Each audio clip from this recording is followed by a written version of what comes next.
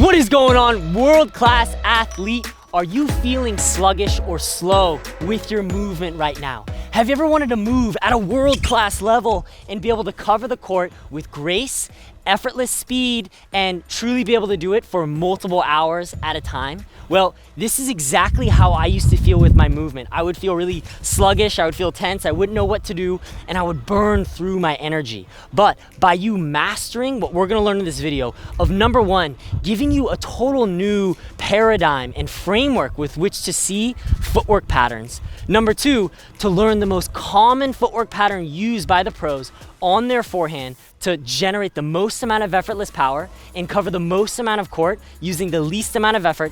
And then lastly, provide you with specific 3-step drills that you can use the next time you step on the court to literally master this footwork pattern and grow at an extraordinarily fast pace. So I'm super thrilled. Let's go ahead and jump right in to that new 5-step framework. So you're probably already aware of the 4 basic stances in tennis of the open, semi-open, neutral, and closed. But understanding these stances alone is not enough to get you to reach a world-class level of footwork. To reach that world-class level of footwork, we're gonna need a completely different framework with which we look at and assess footwork. And thanks to David Bailey's world-renowned research on footwork patterns, with which he spent over 20 years researching the best players in the world, he created what's known as the 5R framework. And it basically explains exactly each phase of each shot, what you should be doing with your feet at that specific phase. So let's go ahead and break down a point from a hypothetical scenario. So let's say you're in your next match, right?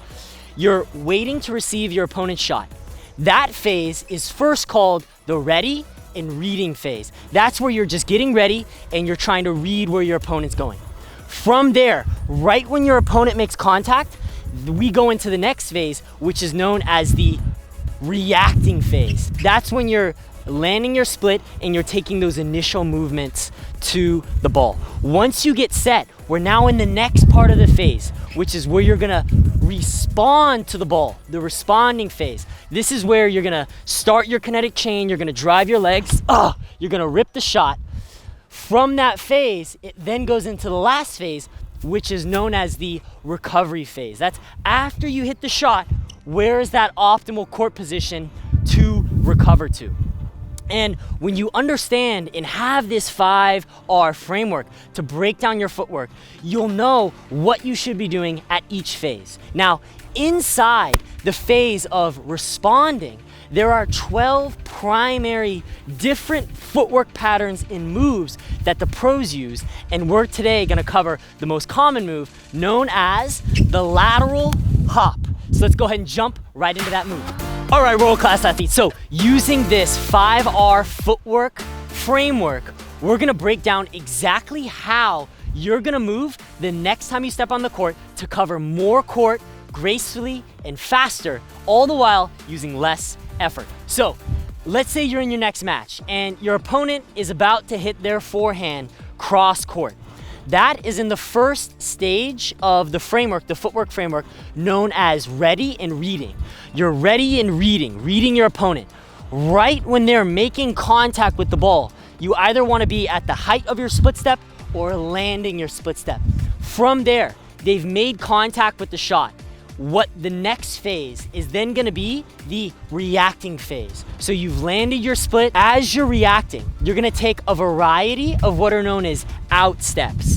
Depending on whether you're really getting stretched out wide or whether you're just having to take, one step to the side, that's gonna determine both the size and the speed and the amount of these steps that you're gonna be taking.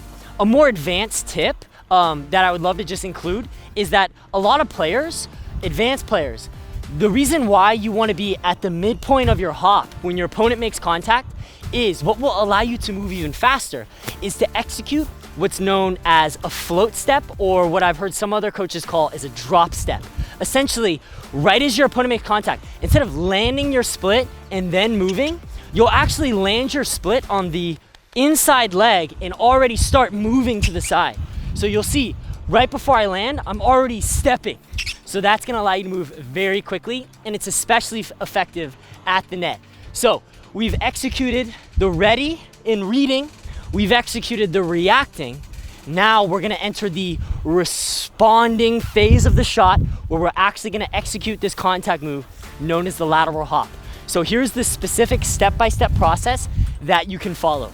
As you're gonna execute this lateral hop, you're gonna take your remaining out step, aligning to the oncoming ball with your right leg or your outside leg and executing your backswing.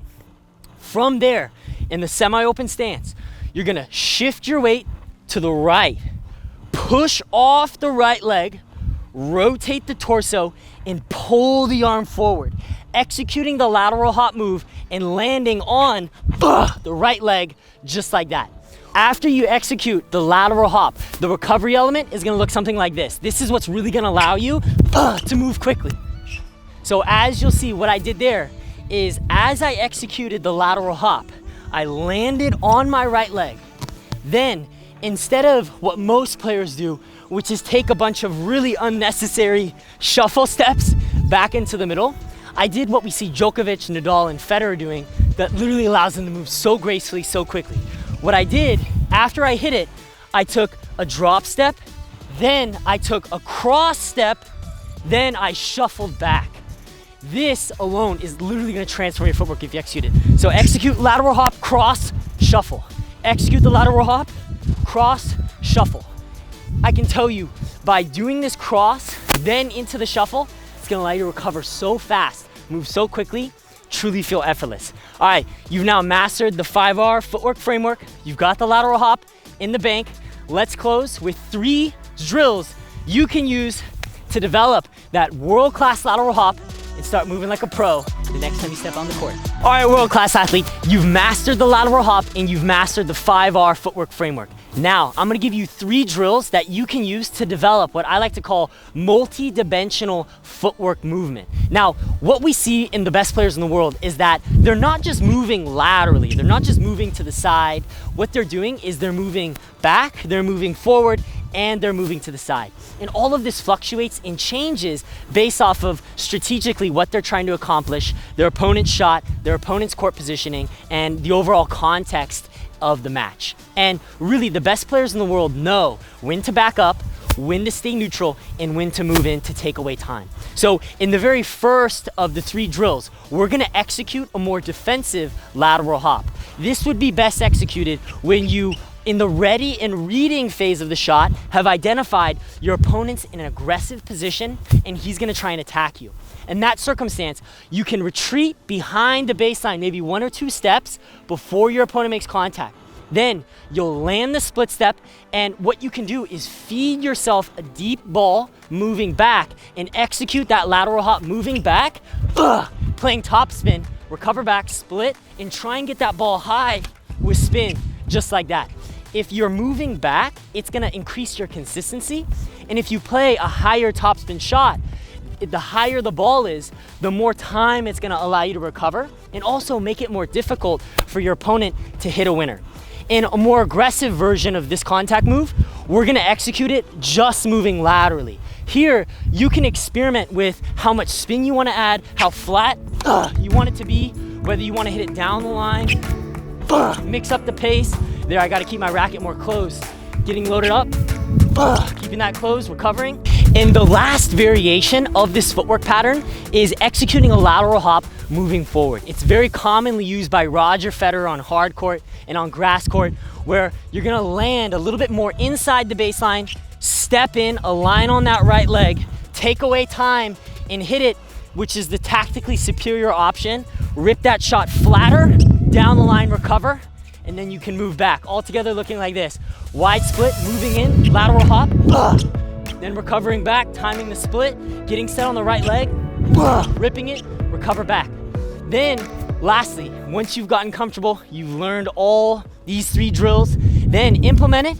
You can work with a friend, a coach, by yourself, giving yourself that variety. Oh, defensive, gotta get it higher, gotta create more spin. Neutral, let's try a risky shot, down the line. Got a little lucky there, split, last one, down the line winner. Really close in, feel great. So by mastering all 3 different patterns, mastering the lateral hop, mastering the 5R footwork framework, I hope this video absolutely served you. I had an excellent time, and truly, I'm confident that if I knew these from the beginning of my tennis career, it would have allowed me to improve so much. So I hope that was the case for you. As always, I had a great time shooting this video for you. Make sure to click that like button, click that subscribe button, and I'll see you on next week's video. Let's go.